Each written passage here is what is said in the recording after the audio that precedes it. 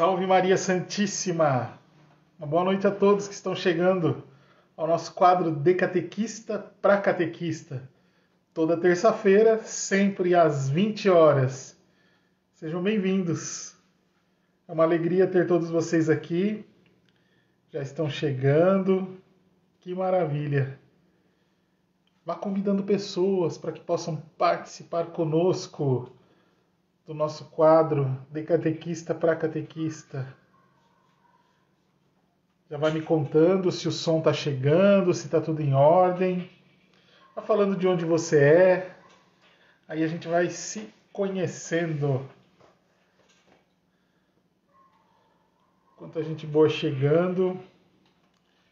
Deixa eu só ajeitar aqui a câmera. Aê! Que maravilha! Seja bem-vinda, Adriana, Marcela. A Neuza já chegou, que maravilha. Maria do Socorro. A Nilza. Sejam todos bem-vindos. Acho que é Robert ou Roberta, né? Roberta Victor. Sejam bem-vindos. Que bom ter vocês aqui.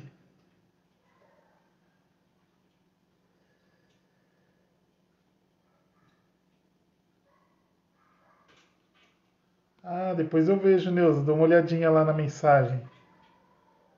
Acabando, eu já dou uma olhadinha. Gessiandro acabou de chegar. Boa noite, Nanda. Seja bem-vinda.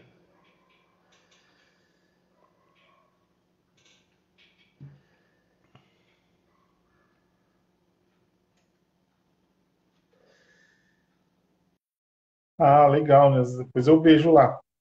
Já te respondo acabando a nossa live. Boa noite, meu irmão. Paz e bem. Boa noite. Tudo bem contigo? Tudo Paz e bem, bem. graças a Deus. E contigo? Tudo jóia. Que bom. Graças a Deus.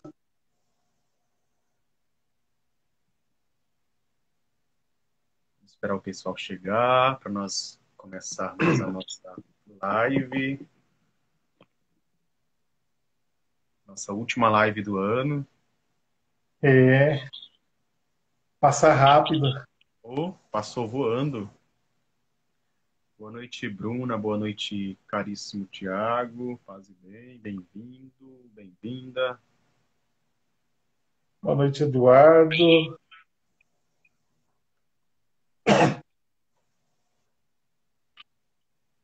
Pessoal que está chegando, bem-vinda, Janilde, Thaís.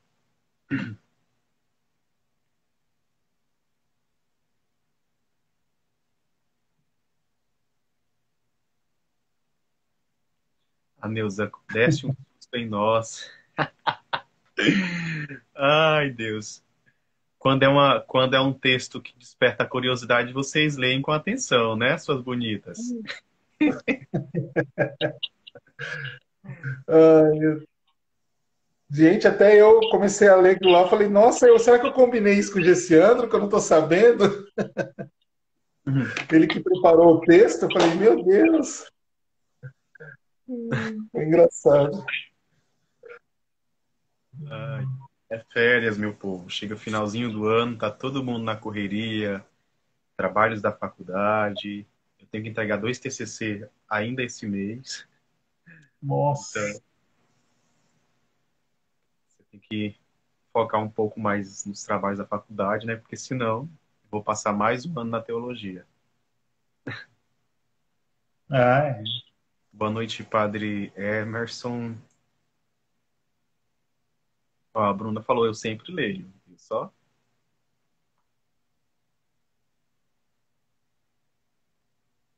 Boa noite, Leilane, paz e bem, seja bem-vinda. Vocês que estão chegando agora, clica nesse aviãozinho que está no canto inferior do lado direito e envia para os catequistas que vocês conhecem, porque nós vamos fazer a última live do ano e já vamos dar um spoiler também do que vai ser ou o que nós estamos planejando para o próximo ano, né? Já vamos adiantar para vocês algumas coisas.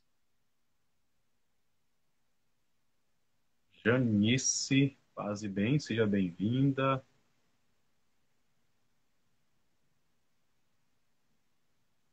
Liliane, seja bem-vinda.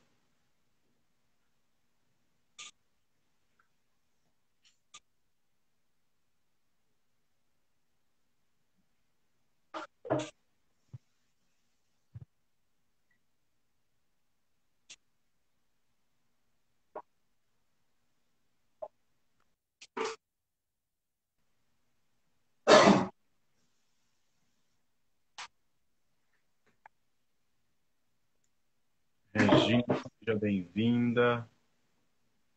Van Ribeiro, seja bem-vinda.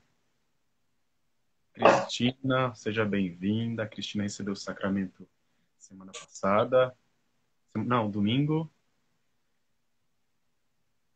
Luísa, Luísa. Karina, bem-vinda.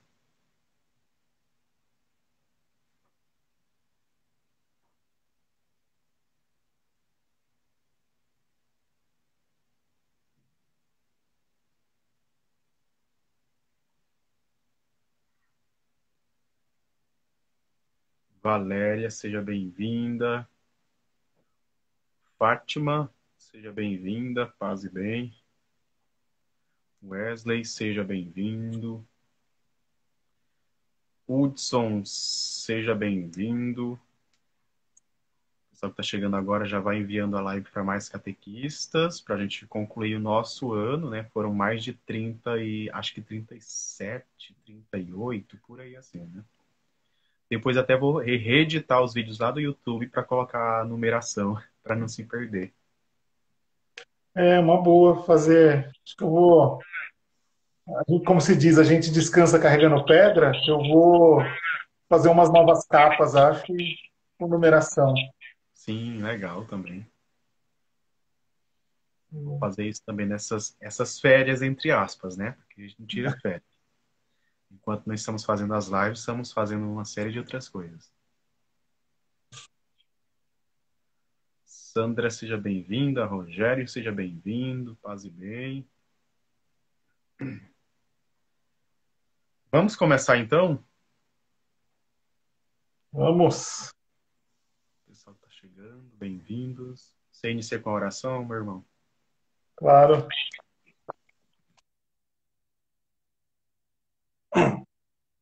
Em nome do Pai, do Filho, do Espírito Santo. Amém. Irmãos e irmãs, que pelo batismo nos tornamos cristãos e por meio dele nascemos para a Igreja, nossa mãe. Somos família de Deus e reunidos aqui em nosso quadro de catequista para catequista, para aprendermos como catequistas a serviço da iniciação à vida cristã e a sermos mais servidores uns dos outros. Com a oração que o Senhor ensinou aos seus discípulos, digamos, cheios de confiança: Pai nosso que estais nos céus, santificado seja o vosso nome. Venha a nós o vosso reino. Seja feita a vossa vontade, assim na terra como no céu. O pão nosso de cada dia nos dai hoje. Perdoai as nossas ofensas, assim como nós perdoamos a quem nos tem ofendido. E não nos deixeis cair em tentação, mas livrai-nos do mal. Amém. Rezemos também pedindo a intercessão de nossa mãe, Maria Santíssima, e confiando a ela nossas preces e nossa vocação. Ave Maria, cheia de graça, o Senhor é convosco. Bendita sois vós entre as mulheres, e bendito é o fruto do vosso ventre, Jesus. Santa Maria, Mãe de Deus, rogai por nós, pecadores, agora e na hora de nossa morte. Amém.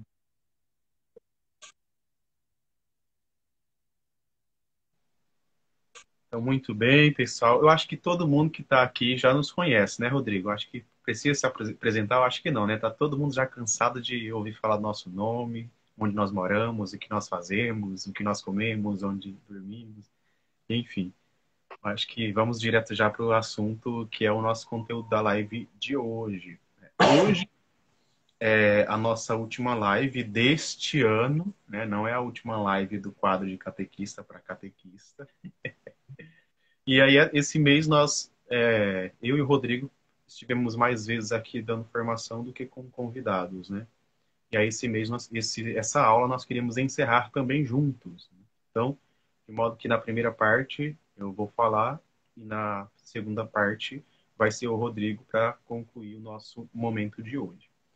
No encontro de hoje, nós vamos falar um pouco sobre a importância da formação bíblico-teológica do catequista. Nós sabemos que o principal livro da catequese é a Bíblia. Então, cabe a nós, catequistas, nos aprofundarmos cada vez mais deste livro sagrado, não só para ter uma interpretação espiritual, enfim, mas conhecer com profundidade estes textos. Então, hoje nós vamos trazer algumas reflexões a respeito deste assunto e nós vamos aprofundar sobre isso ao longo do ano que vem. Depois, no finalzinho, nós vamos falar como que nós vamos dividir as nossas formações do próximo ano. Tá bom? Então, hoje, nós vamos usar, na verdade, né, eu e o Rodrigo, nós vamos usar dois livros principais. O primeiro deles é este daqui, Dei Verbum. Este daqui, Dei Verbum. Rodrigo, ele é chique, ele já está com todos em um único lugar. Tá bom? Eu estou com vários aqui, a estante está cheio de livros laranjinhas.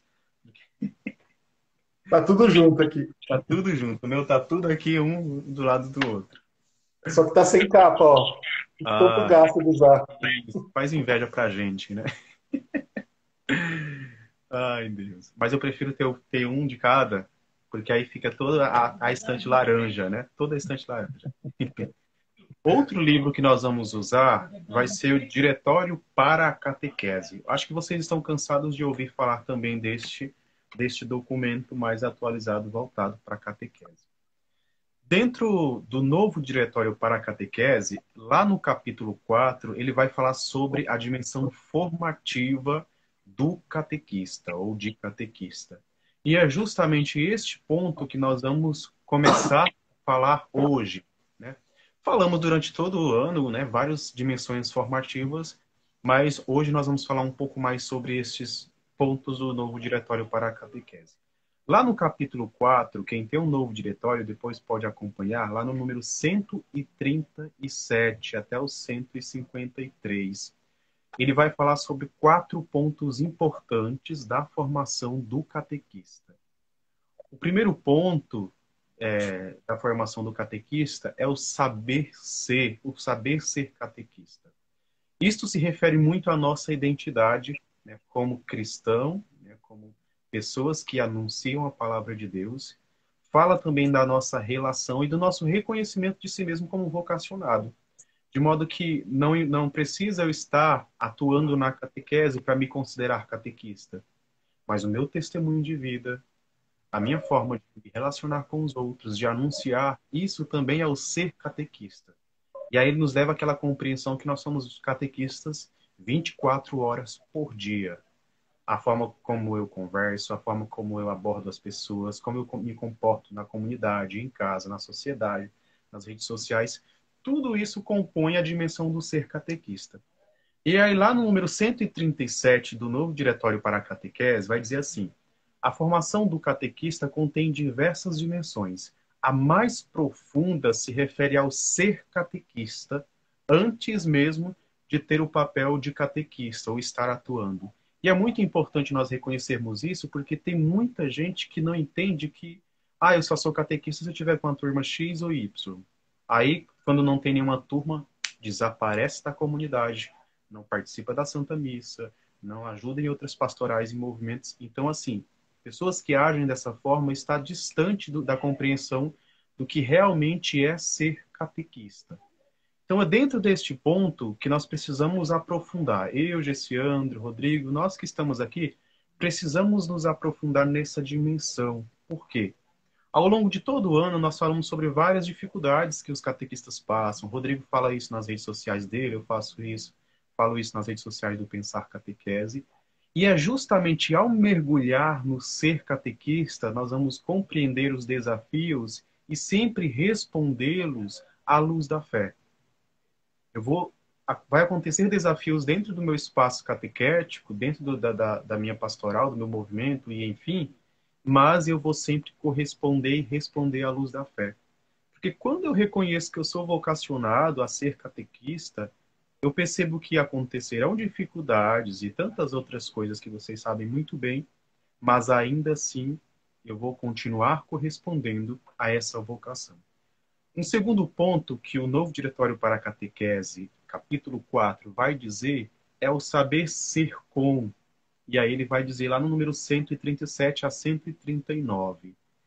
O que revela como identidade pessoal é sempre uma identidade relacional.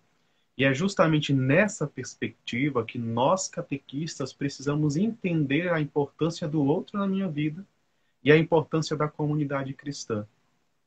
Não dá para pensar em ser catequista de maneira isolada, individualista, que não quer ter formação em comunidade, que não quer ter comunhão com outros catequistas, que prefere mil vezes fazer o seu encontro sozinho, ou buscar formações em outros lugares e não na paróquia. O ser com é entender que eu faço parte de uma comunidade cristã, seja ela perfeita ou não, seja ela com desafios ou não, mas eu preciso dar um testemunho de fé dentro deste espaço. Eu preciso ser sinal do reino de Deus dentro deste espaço. Porque se nós pararmos para observar o conteúdo da catequese, que é a própria pessoa de Jesus Cristo, que é a própria palavra de Deus, ele nos convida à comunidade. Tudo aquilo que nós temos hoje sobre a fé só foi possível graças à comunidade. E aqui eu falo comunidade no sentido igreja.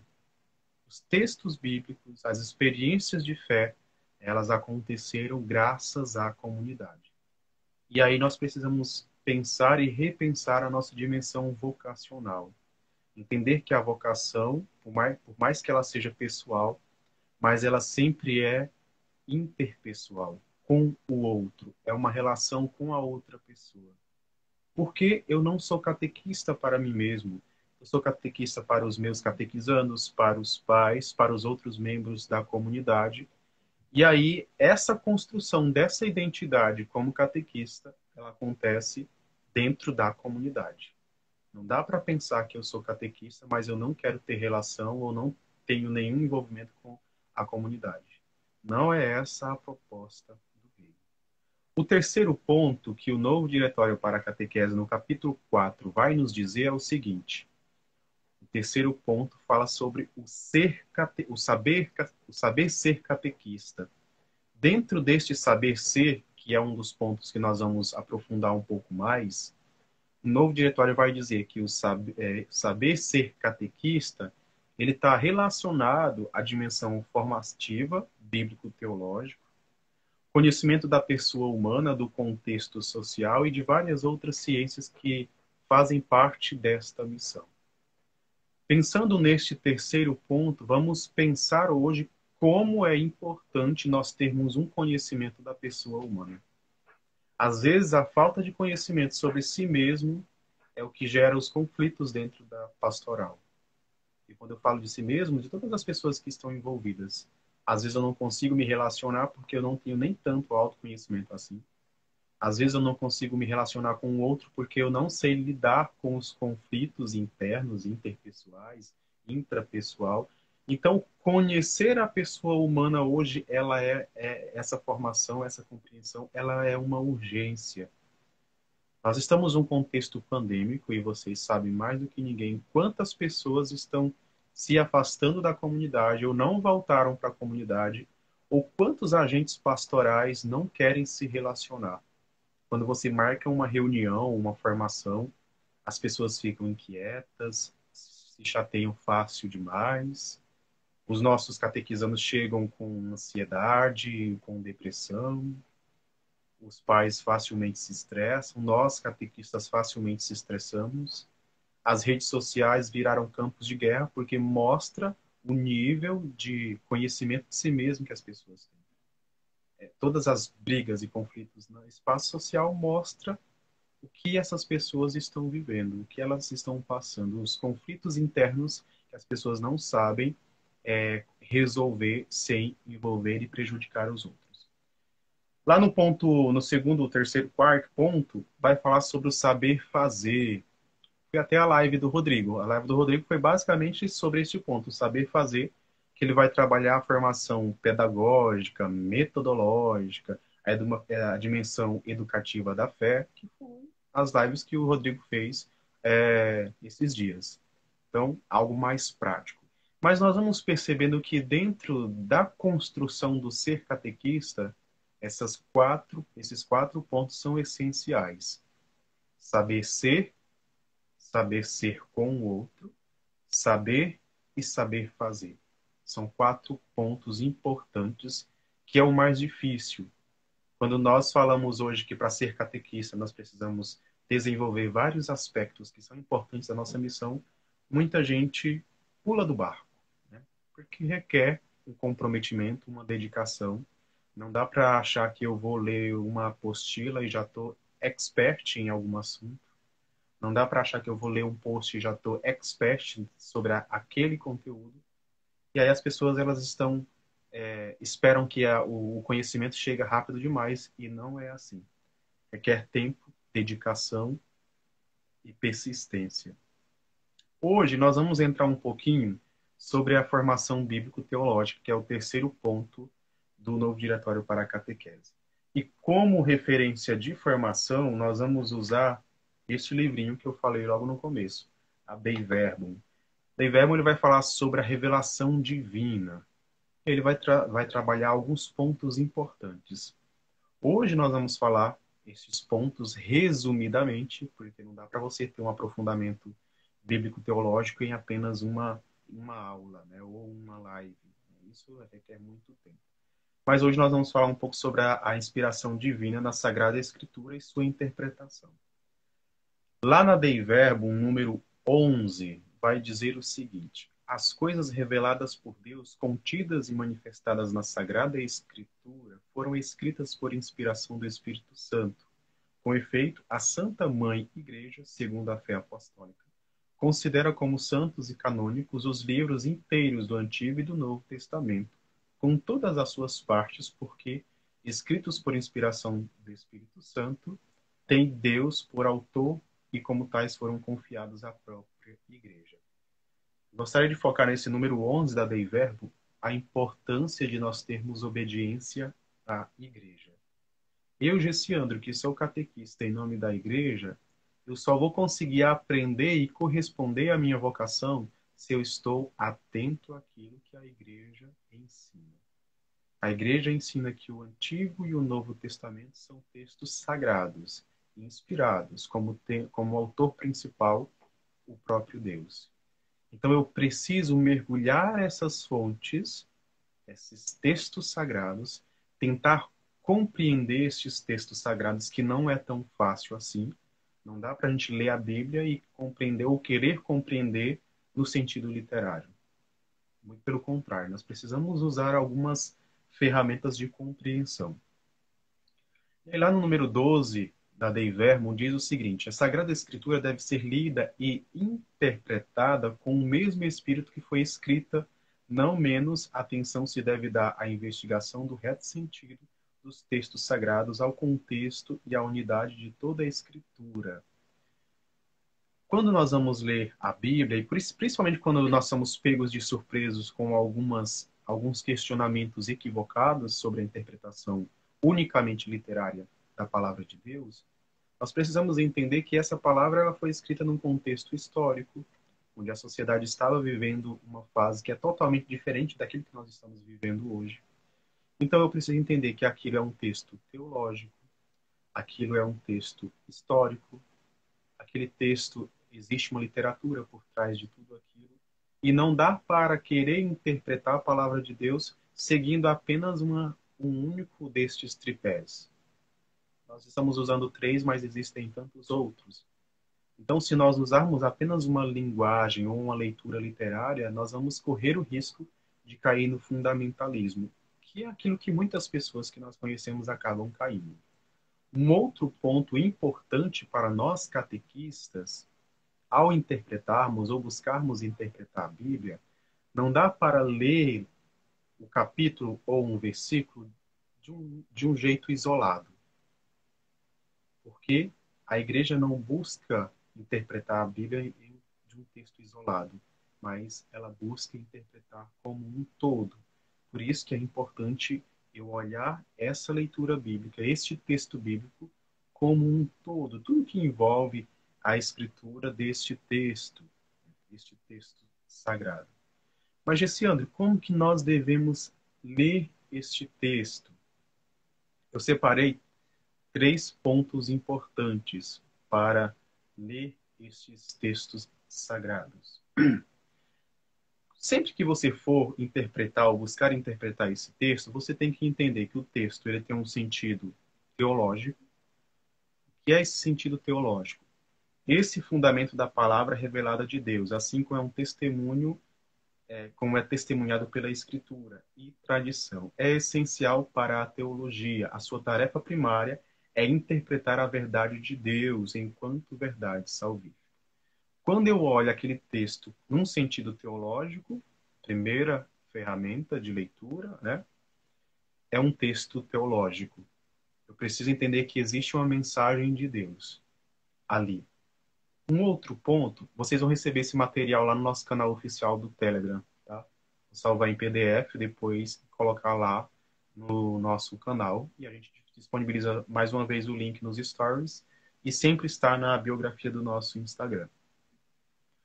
Uma outra forma de leitura, chave de leitura, é o sentido histórico do texto, a importância de conhecer a história por trás daquele texto.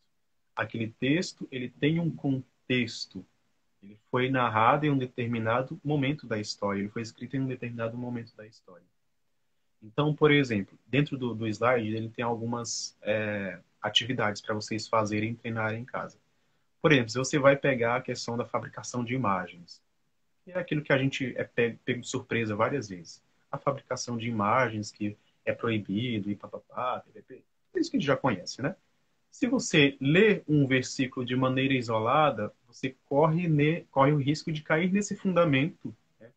Essa limitação, né, de compreensão, né?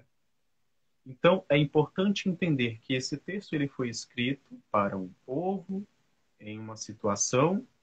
Esse texto ele foi narrado para um grupo de pessoas. E é importante entender todo esse contexto e entender também que existem outras partes que compõem esse texto. Se nós olharmos esse texto, por exemplo, 5 capítulos depois, nós vamos ver que Deus pede para construir a arca. E aí, Deus está se contradizendo? O que aconteceu? E aí nós vamos entender o sentido daquele texto teológico, histórico. E o próximo ponto é o sentido literário. O que esse texto diz, como ele diz, qual é a estrutura deste texto, qual é a mensagem daquele texto, qual é a forma de composição daquele texto, porque só assim nós vamos compreender o que a Sagrada Escritura quer nos dizer. Para isso, é importante nós voltarmos à compreensão de que eu sou catequista em nome da igreja. E onde eu vou entender e vou aprender a interpretar esse texto? Na igreja. A igreja nos dá todos os meios para a compreensão destes textos. Basta seguir aí os ensinamentos de tantos santos e doutores da igreja que nos ajudam a compreender esses textos. Então nós vamos pensar o seguinte: a missão do catequista ela é ainda mais importante, porque nós vamos não só fazer com que os nossos interlocutores tenham uma experiência de fé, mas tenham um verdadeiro conhecimento da fé. Tenham uma verdadeira compreensão sobre os textos sagrados, sobre a nossa Igreja Católica, a nossa profissão de fé, os sacramentos. Então, a nossa missão ela é ainda maior. Por isso que nós não podemos e não devemos fazer uma catequese de qualquer jeito. Nós não podemos e não devemos ser indiferentes aos nossos catequizandos. Por isso que eu sempre falo nas minhas aulas, quando nós temos um grupo de catequizandos, uma turma de catequizandos, adolescentes e jovens, principalmente, é muito importante nós ouvirmos os nossos interlocutores, escutar os nossos interlocutores. Quais são os questionamentos que estes catequizandos têm ou as dúvidas sobre a fé, ou até mesmo as coisas que eles já ouviram que são contrárias à fé. A partir disso, eu preciso aprofundar ainda mais. Porque se eu faço uma catequese muito rasa, muito superficial, os catequizandos não vão levar tão a sério assim. Por quê? Poxa, meu catequista nem tem formação, meu professor é formado em história, meu professor é formado em geografia, sociologia. E aí, quem que ele vai dar importância? Ao catequista ou ao professor? O professor mostrou o livro, fontes. O catequista, quais são as suas fontes? Por isso que a nossa missão hoje exige ainda mais. Talvez que há 15 anos atrás, os nossos catequizandos não tinham esses questionamentos tão profundos. Ou até mesmo aquilo que a catequista dizia era verdade pronto. Hoje, os nossos catequizandos não são assim. Eles querem provas, algo concreto. E aí nós precisamos nos aprofundar cada vez mais. O Antigo Testamento, né? O Antigo Testamento e a história da salvação consignada nos livros do Antigo Testamento. Lá na Dei Verbo, número 14, vai dizer o seguinte: Deus amantíssimo, desejando e preparando com solicitude a salvação de todo o gênero humano, escolheu por especial providência um povo a quem confiar suas promessas. Tendo estabelecido a aliança com Abraão, isso está escrito em Gênesis, capítulo 15, versículo 18, e com o povo de Israel por meio de Moisés, Êxodo, capítulo 24, versículo 8, revelou-se ao povo escolhido como o único Deus verdadeiro e vivo em palavras e obras, de tal modo que Israel pudesse conhecer por experiência os planos de Deus sobre os homens, os compreendesse cada vez mais profunda e claramente, ouvindo o mesmo Deus falar pela boca dos profetas e os difundisse mais amplamente entre os homens. Nós vamos ver a pedagogia de Deus ao longo do Antigo Testamento. O Deus único e verdadeiro, ele se relaciona com as pessoas. Ele vai dialogar com as pessoas. Ele vai instruir as pessoas. Este Deus se revela por meio das palavras e das obras. Jesus se revela por meio das obras e das palavras. Eu não vou entrar nesse assunto porque depois o Rodrigo vai falar um pouco sobre o Novo Testamento. Mas nós vamos olhar a pedagogia de Deus ao longo do Antigo Testamento, a insistência de Deus também para que este povo reconheça. É um Deus que constantemente perdoa, que vai ao encontro, que instrui. Essa é a pedagogia de Deus. Mas por que é um Deus insistente? Porque é um Deus que ama. Quem ama é insistente. Quem ama, perdoa. E quem ama, corrige. Não dá para a gente achar, ai, mas que Deus é amor, que Deus é misericordioso, e a gente fica só nesse campo. Quem ama também repreende. Quem ama também educa. Vamos pensar nos nossos pais, né? Quantas vezes os nossos pais deram um puxãozinho de orelha para a gente olhar para o caminho certo, andar no caminho certo, fazer as coisas certas? Isso também é a pedagogia de Deus. E isso nós vamos ver claramente no Antigo Testamento. Um Deus que vai preparando e vai se revelando pouco a pouco, que vai conduzindo, que vai mostrando a sua face, que vai mostrando a sua vontade. E aí é um Deus que se revela plenamente no Novo Testamento, que é onde o meu irmão Rodrigo vai falar para nós agora. Nós vamos dar uma passadinha por por dois documentos antes da gente entrar, só para a gente situar, né, dentro desse tema. Então, eu vou pegar aqui o Diretório para a Catequese. Vou citar um parágrafo bem importante dentro dele, o 283. Não é nem o começo dele, mas uma parte que ele diz assim: a palavra de Deus é o pão de cada dia que regenera, alimenta o caminhar eclesial. A igreja funda-se sobre a palavra de Deus, nasce e vive dela. Então, até esse final de semana, tive uma formação. Ela não era nem específica para catequistas, mas era para ministros da Sagrada Eucaristia e da Palavra. E o seminarista que passava a formação para a gente, ele falava justamente sobre a beleza desses dois altares, né, que nós temos. Quando nós falamos da mesa do pão e da mesa da palavra. Às vezes, pode parecer que nós temos um olhar para a mesa da Eucaristia diferente para a mesa da palavra, como se fosse inferior. Mas nós precisamos comungar essas duas mesas. E é dentro desse sentido que eu quero trazer um pouco para vocês o que a Dei Verbum nos traz sobre o Antigo Testamento. Né? Eu vou falar um pouquinho do Antigo, depois uma pinceladinha no Novo. Se der tempo, a gente chega lá. Mas vamos falar um pouquinho do Antigo Testamento. Que às vezes é algo que gera, dentro do catequista, dentro das catequeses, uma certa, posso dizer assim, um certo medo, uma certa confusão, às vezes, quando nós olhamos o Antigo Testamento. Assim, da mesma forma que nós temos medo, às vezes, do Apocalipse, né? Ah, o Apocalipse é difícil, ele é complicado, ele é isso e aquilo. E, às vezes, o Antigo Testamento, ele entra também neste contexto. Então, o catequista não explora, não utiliza, não mergulha na beleza. O Antigo Testamento, né, e isso usando o Novo para falar dele, nos Gálatas, Paulo lhe fala que é um grande pedagogo. O Antigo Testamento, a lei, ela é um grande pedagogo, ela pode nos ensinar muito.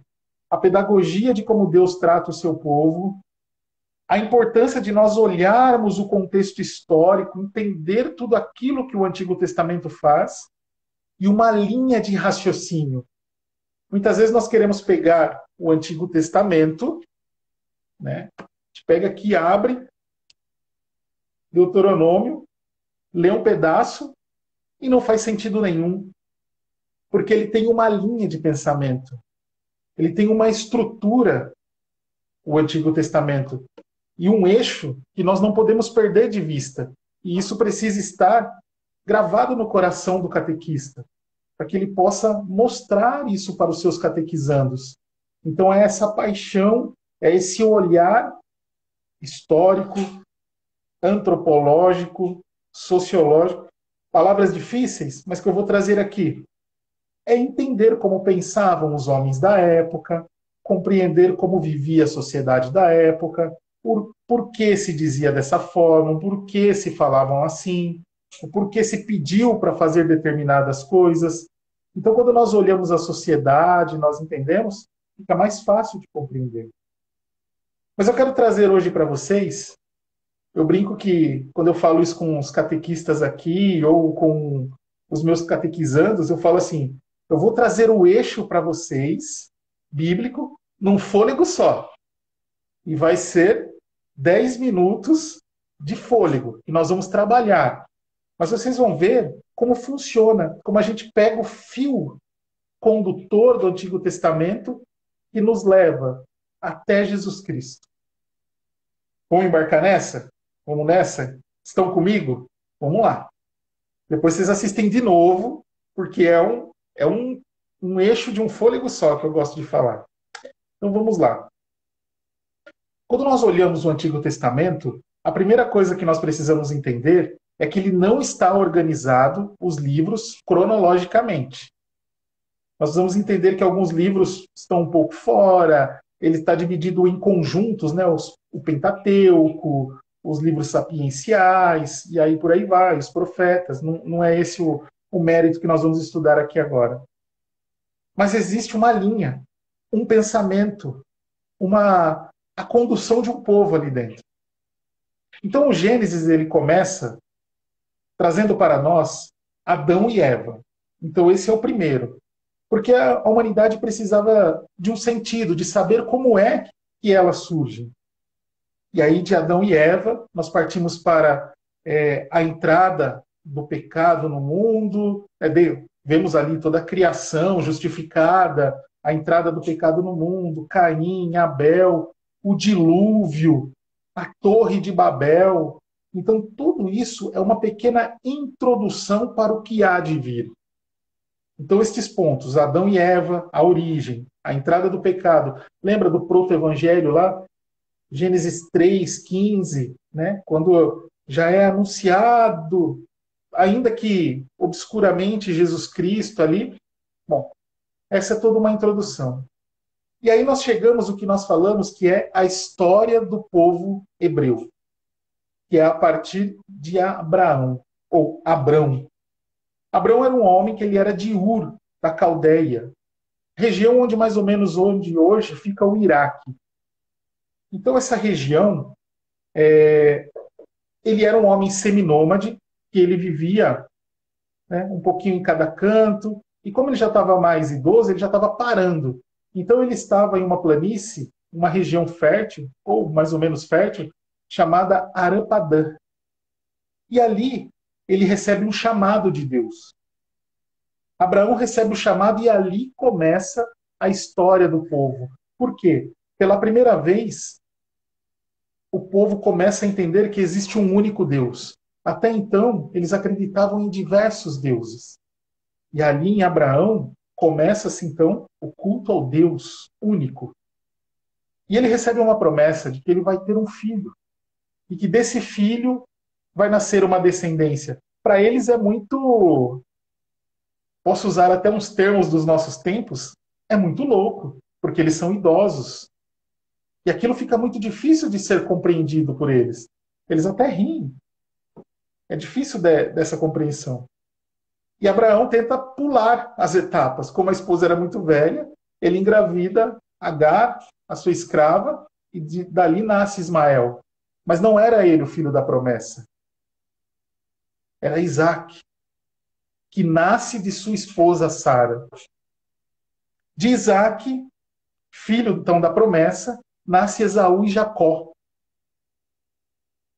Lembra aquela troca? Né? O primogênito era aquele que iria herdar as bênçãos do pai, e tem a troca, né? Pelo um prato de lentilha, ele acaba trocando, né? Deixa de ser o primogênito diante da lei. Então Jacó enrola o irmão e acaba se tornando primogênito. Só que Esaú fica muito bravo com isso, né? Com essa enganação, com tudo aquilo que acontece, e ele logo precisa sair.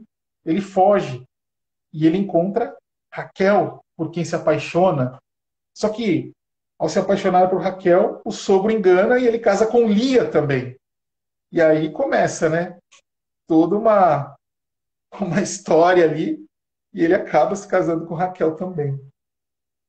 E deste relacionamento nascem 12 filhos. 12. Né? Que futuramente nós vamos lá na frente, nós vamos ver, graves daí 12 tribos, né, de Israel. Vou destacar um dos filhos, José.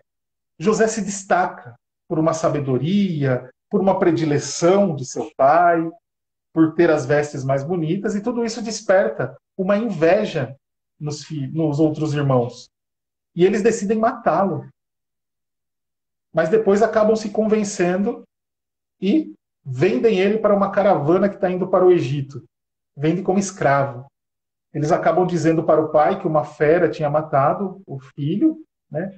Jacó, né, sofre muito com isso, dói muito no coração, porque ele tinha essa predileção. E isso tudo nós estamos falando aí, mais ou menos 1.900 anos antes de Cristo, esse período. E ele sobe para o Egito, José. Chegando lá, ele vai trabalhar para Potifar. E quando ele começa a trabalhar, logo a mulher, né, tenta seduzi-lo, ele não cede e ele acaba indo para a prisão. Porque ela o acusa de que ele estava tentando ela. Então vamos seguindo essa linha de pensamento. Né? Toda essa construção do povo, né? Como está sendo construído. Só que quando ele chega na prisão, o rei, eu estou, né, claro que resumindo, claro que trazendo uma linha mais rápida de pensamento, porque isso é muito longo. O rei precisa que alguém interprete os sonhos. E José já tinha uma certa fama de que sabia interpretar os sonhos. E o sonho do rei era que ele via 7 vacas magras, e 7 vacas gordas e 7 vacas magras. Né? E José consegue interpretar que é um tempo de fartura e depois um tempo de fome. e que era necessário estocar alimento para aquele período.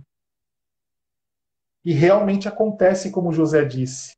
E ele é promovido a vice-rei. Então ele organiza toda essa tributação, esse arrecadar de alimentos. Só que essa fome não é somente no Egito. Essa fome é em toda a região. E a partir desse momento, os seus irmãos estão passando fome lá. E o que eles fazem? Como eles sabem que no Egito tem fartura, eles sobem para o Egito para comprar comida.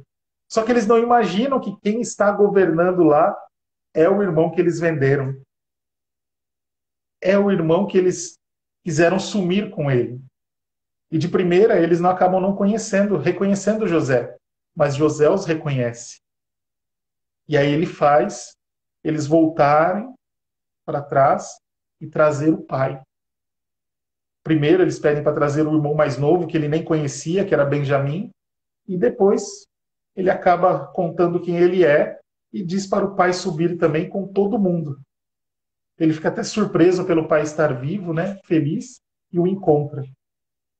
E aí o povo vive por 400 anos no Egito, desde essa subida que José proporciona, eles vivem no meio dos egípcios. E eles vivem bem por um largo período. Só que chega um momento, mais de 300 e poucos anos, muda-se o governo, já se esquece tudo que José fez. Imagina, mais de 300 anos, o atual governo se incomoda com a presença dos hebreus e os escraviza. Não só eles, mas outros povos que estavam ali também são escravizados, né? Claro que o nosso foco ali é o povo judeu, e eles são escravizados. E a partir daí, mais ou menos no ano 1526, nasce Moisés. Moisés que será o libertador desse povo. Moisés que tem uma experiência e ele tem essa sede de libertar o povo. Ele começa de um jeito errado, ele mata um egípcio, né, para livrar um irmão seu hebreu, mas depois ele tem uma experiência no deserto com a sarça ardente. E a partir dessa experiência ele percebe que ele precisa tirar o povo de lá. Ele volta, conversa com o faraó não quer liberar, aí acontecem as 10 pragas, vocês se lembram bem disso, né? Essas 10 pragas que acontecem ali. E aí ele começa essa caminhada. Ele consegue fugir. Abre o Mar Vermelho, atravessa, cavalo e cavaleiro, lembra? Precipitou no mar, cantamos na Páscoa, né? Precipitou no mar, cavalo e cavaleiro. Os egípcios são ali afogados e ele consegue escapar. Só que um percurso para a Terra Prometida, que deveria durar aí pouco tempo, poucos meses, dura 40 anos, por conta da teimosia do povo, por conta dessa falta de ouvir a Deus. E aí nós temos todo o êxodo. Todo o êxodo. Então Moisés, como era um grande líder, ele vai preparando outro para que possa lhe suceder. Josué. Aquela geração que saiu do Egito praticamente não chega na Terra Prometida. E Moisés, ele avista a Terra Prometida, mas morre antes de chegar lá. E aí Josué conduz o povo. Atravessa o Rio Jordão a pé enxuto também, conquista Jericó, né? Lembra? Jericó cairá, né? O nosso famoso cerco de Jericó que se rezam nas paróquias, né? Aquela derrubada daquela muralha, é nessa etapa. E Josué, ele conquista. Só que Josué teve uma coisa diferente de Moisés. Ele não preparou uma liderança. Então o povo fica sem uma referência com a morte de Josué. E começa um período chamado período dos juízes. E aí começa lá com Otoniel, né? E aí tem diversos juízes, Débora, podemos destacar, Sansão, né? Como um juiz. E aí destacamos vários juízes ali dentro. Até o último, Samuel. Por que Samuel é o último? porque o povo queria um rei. E os filhos de Samuel não eram muito boa pessoa, do qual podia ter uma descendência boa de juízes. E o povo olhava ao redor, todo mundo tinha um rei. Olhava os povos daqui, os povos dali, todo mundo tinha um rei. E aí eles pedem também um rei. Eles pedem esse rei. E Samuel, então, sendo um enviado de Deus, sendo um profeta bom, ele enxerga em Saul e o unge como primeiro rei. Saul até que vai bem, até certo ponto, governa bem, consegue levar bem a condução politicamente, tal, socialmente. Só que chega um período que ele se perturba. E aí ele é sucedido por um grande rei, Davi. Apesar dos seus pecados, apesar dos seus limites, é um grande rei. A Davi é sucedido por Salomão. E aí Salomão, o reino se torna glorioso, a construção do templo, tudo aquilo que a gente vê nas passagens. Então aí estamos no período dos reis. Só que com a morte de Salomão, os seus filhos, Jeroboão e Roboão, dividem o reino. Então fica aí. Até aqui nós tínhamos uma linha do tempo só para o povo hebreu. Agora são duas linhas do tempo. O reino do norte e o reino do sul. O reino do norte continua se chamando Israel, o reino do sul passa a se chamar Judá, porque ali ficam duas tribos, a tribo de Judá e de Benjamim. E as outras tribos estão ali em cima. Lembra das tribos que nós falamos? São os nomes dos filhos de Jacó. Elas são, na verdade, ali divididas em 13 tribos, por quê? São 11 tribos dos filhos, depois duas tribos para os filhos de José, e a tribo de Levi não tem território, porque ela cuida da liturgia, cuida dos cuidados com o templo, então ela está espalhada em todo o território. Então ela não tem um território. E tudo isso nós já estamos ali no ano 930 a.C., né? Nós começamos lá em Abraão, 2000 anos antes de Cristo, e agora nós estamos em 930. Então, vocês veem, é um espaço longo de tempo, muito longo. E aí, nesse reino do norte, que ficou dividido, nós temos grandes profetas que saem dali, como Jonas, Amós, Osias. Já no reino do sul, nós temos outros grandes profetas, Isaías, Abacuque, Jeremias. Eles são todos do reino do sul. Aí acontece as invasões. Os reinos em volta começam a crescer muito, e um deles se fortalece, que é a Síria. E a Síria destrói o reino do norte em 722. Ali acaba. Aí fica só o reino do sul, que esse é invadido em 585 pela Babilônia, 70 anos depois. E são escravizados e levados para a Babilônia. Depois que eles são levados para a Babilônia, outro reino começa a despontar, que são os persas. Só que os persas eles têm uma visão diferente do povo babilônico. Os babilônicos gostavam de escravizar. Já os persas não. Cada um vive do seu jeito, na sua terra, com seu culto. Eles não se metiam nisso, desde que pague os impostos. Então o povo consegue voltar para sua terra. E é então aí que se organiza como religião o povo judeu, o povo hebreu ali, em Esdras e Neemias.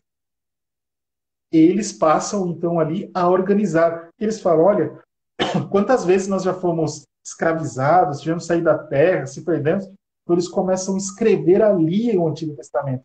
Não que não tinham coisas escritas, já tinha bastante coisa escrita, mas eles organizam, começam a organizar e deixar tudo dentro de um eixo só. E depois disso, depois desta passagem de Esdras, de Neemias, surge aquele período chamado de silêncio. São 400 anos de silêncio até João Batista.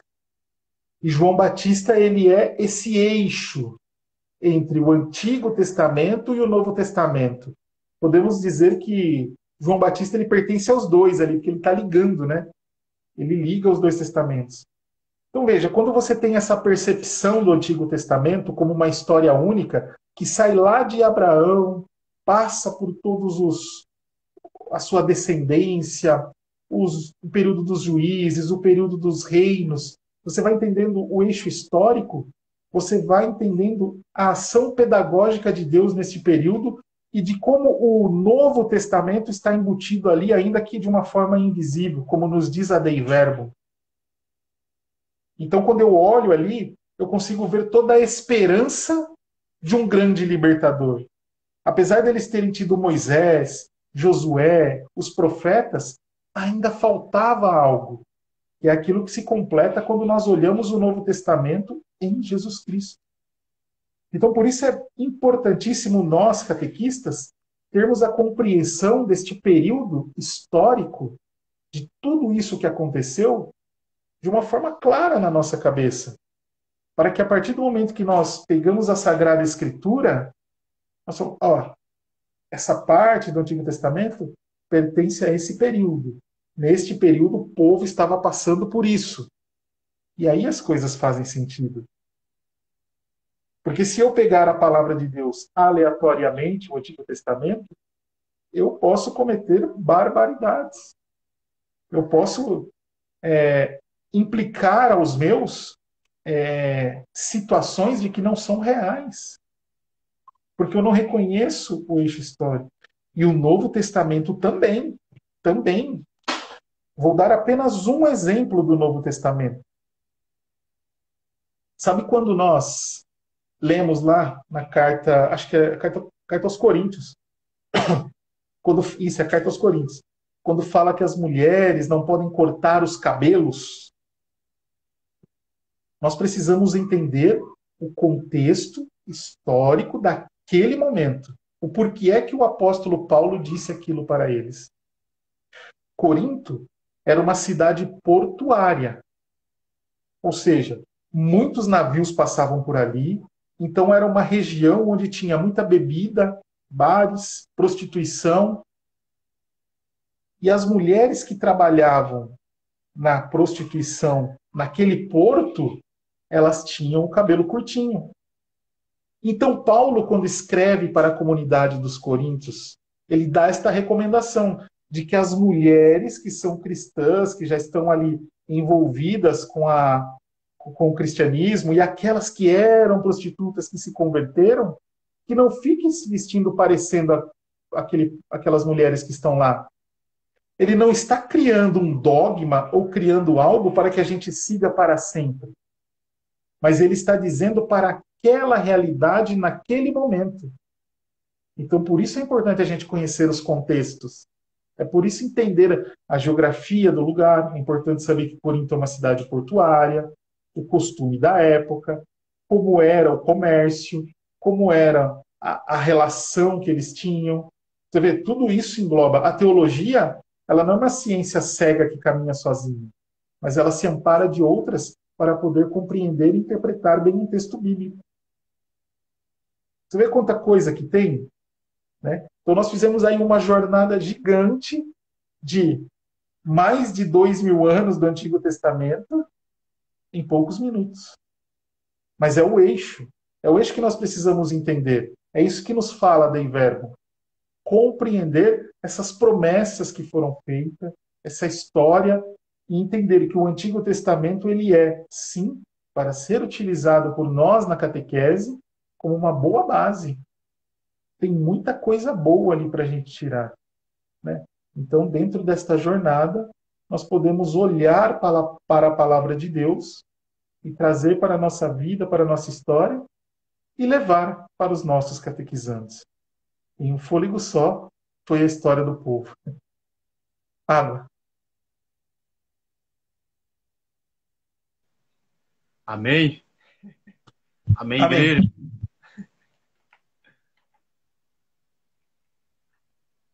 É um resumo do resumo do resumo do resumo do resumo. Porque são muitos detalhes para a gente aprofundar, né? Tem perguntas aí, meu irmão, ou não? Não, ainda não. Não. Tá, que horas são? Já vai dar... Falta 4. 4. 4 minutos. Tá. Este ano nós fizemos um percurso bonito também, viu?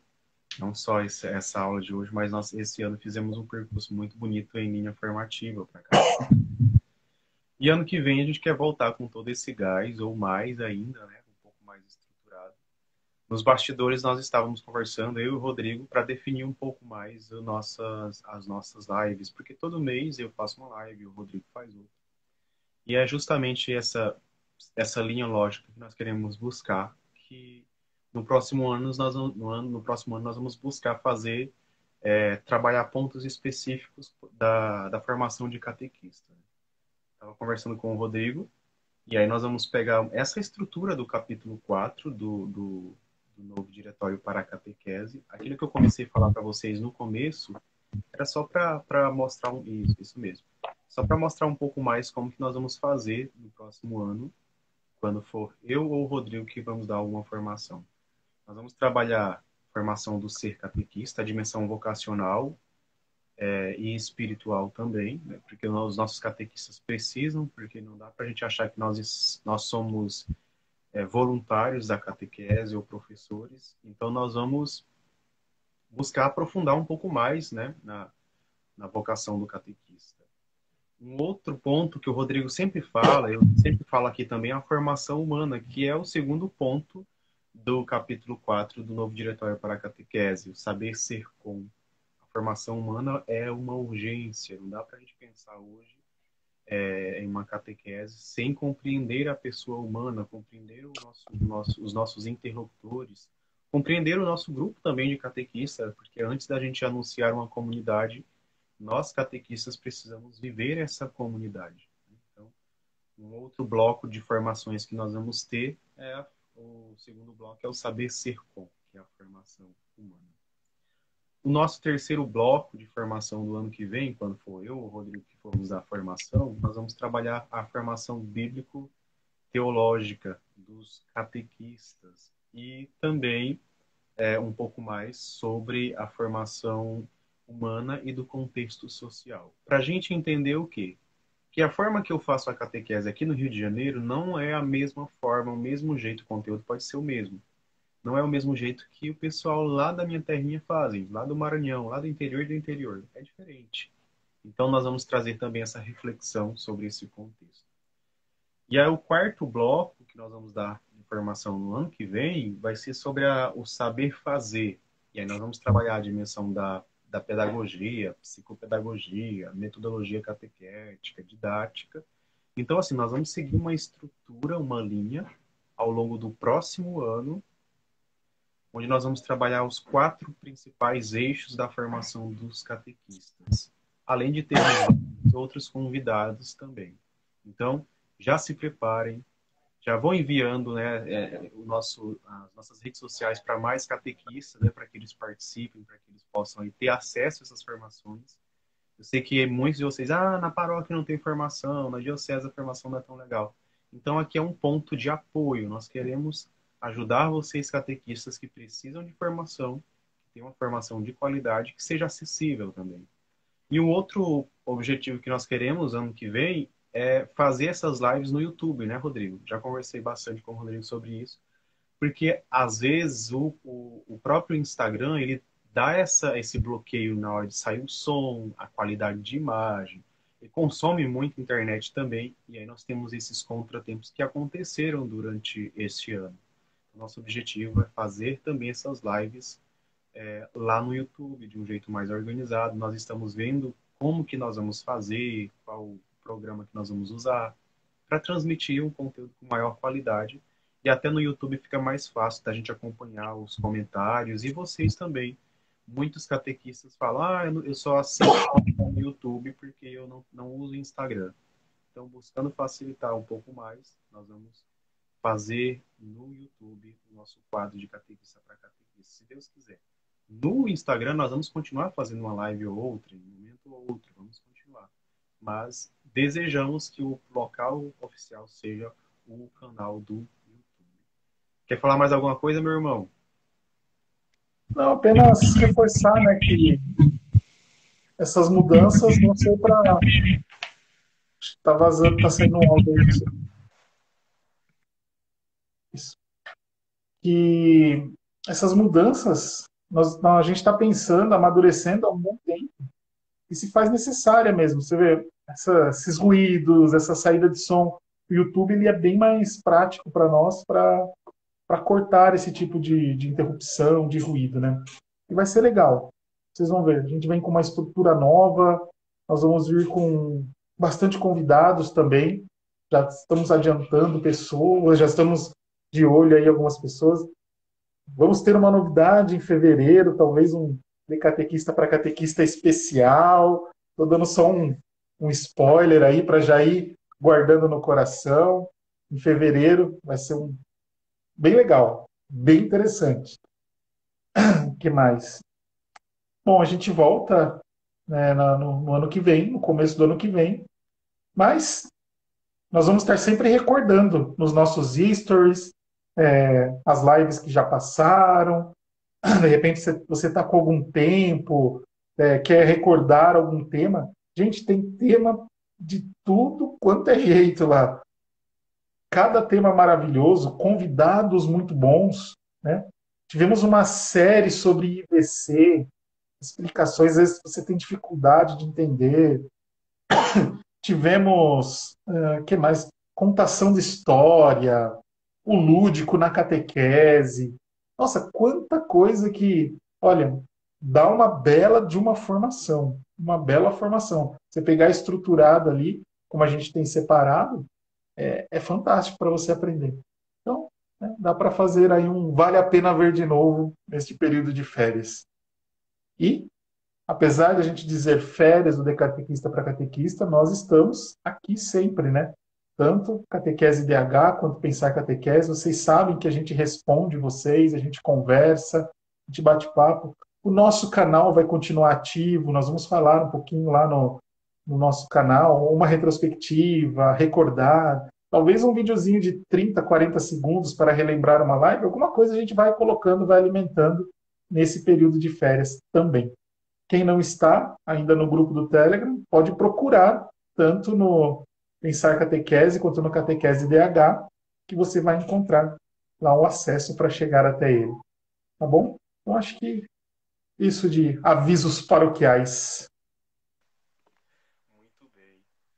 E nós vamos ter encontro presencial, né? Nós, assim, eu vou estar no Catequista Brasil, o Rodrigo também vai estar, né? Nós não vamos contar o que vai acontecer, que é surpresa, não. Ó, quase que eu soltei, quase que eu soltei, mas Vou quem vai derrubar a live. ó, mas quem vai estar no Catequista Brasil vai ver eu por lá, vai ver o Rodrigo por lá. Então, assim, é um momento também da gente bater um papo, conversar, né? Tirar uma foto, e enfim, é um momento da gente se encontrar. Né? É um desejo nosso também de não ficar só nas redes sociais, mas de fato ter uma presença física, né, com vocês também. Se vocês estiverem lá ou conhecerem alguém que vocês conhecem e está lá, né, manda um recado por eles, por elas, enfim, para a gente conversar um pouco. É sempre muito bom estar com vocês. E nós vamos aparecendo aqui, né, durante essas férias, entre aspas, nós vamos estar aparecendo aqui, postando conteúdo, fazendo vídeo, talvez com uma live ou outra. E aquilo que o Rodrigo falou, né? Nosso canal oficial do quadro de Catequista para Catequista está ativo no Telegram. Lá tem todo o conteúdo de todas essas lives, né? No é mais fácil para vocês encontrarem.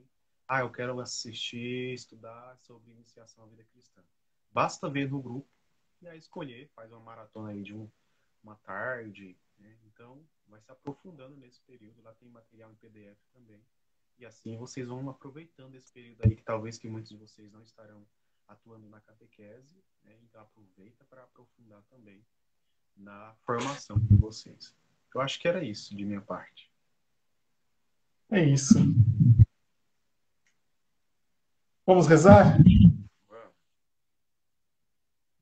Vamos então agradecer a Deus por este ano, deste projeto que nós sonhamos em 2021 e ele aconteceu em 2022. É muito bom a gente poder olhar um pouco para trás e ver aquilo que foi construído, né? Então eu louvo e bendigo a Deus por essa nossa amizade, em primeiro lugar, que Deus proporcionou, um encontro. Eu tenho um amigo, até faz muitos anos que eu não o vejo, nós trabalhamos juntos. Ele dizia assim que os amigos, eles não se conhecem, eles apenas se reencontram, porque de alguma forma já eram amigos. E acho que é muito, muito isso, né? Nós tivemos essa sintonia desde os primeiros momentos que nós começamos a conversar. Nem lembro direito como a gente começou a conversar, mas e surgiu o desejo de fazer algo junto. Então, louve e bendigo a Deus por essa construção deste ano de 2022. Louve e bendigo a Deus por tudo aquilo que convidados que nós trouxemos, pessoas com agendas às vezes difíceis de trazer que abriram espaço para nós. Então, aqui, um agradecimento a todos aqueles que estiveram conosco neste ano, os convidados, e vocês, que são a principal parte deste projeto nosso. Porque sem vocês ele não tem sentido nenhum, né?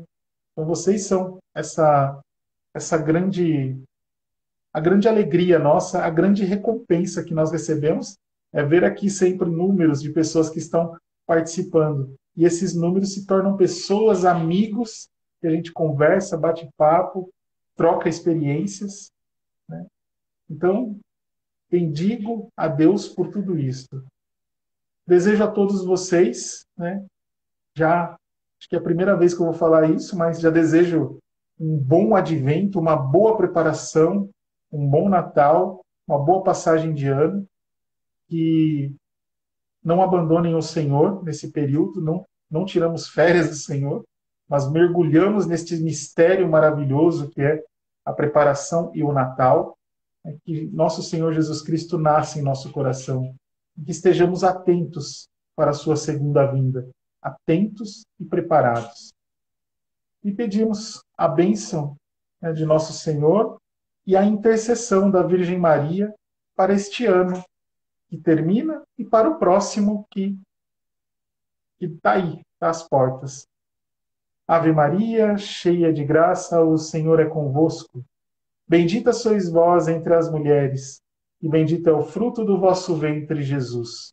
Santa Maria, Mãe de Deus, rogai por nós, pecadores, agora e na hora de nossa morte. Amém. Tudo que fizemos no quadro de Catequista para Catequista no ano de 2022 foi para a honra e glória do Pai, do Filho e do Espírito Santo. Amém. Amém. Muito obrigado, meu irmão. Muito obrigado, povo de Deus, por ter participado com a gente durante todo esse ano. Quem chegou agora também, né, seja muito bem-vindo. E a gente se encontra ao longo dos próximos dias e também no próximo ano, com a graça de Deus, e com muito mais força e com muito mais novidades também. Só agradecer a Deus pela oportunidade de partilharmos a nossa vocação e a nossa vida. Muito obrigado. Até mais, gente. Tchau, tchau. Tchau.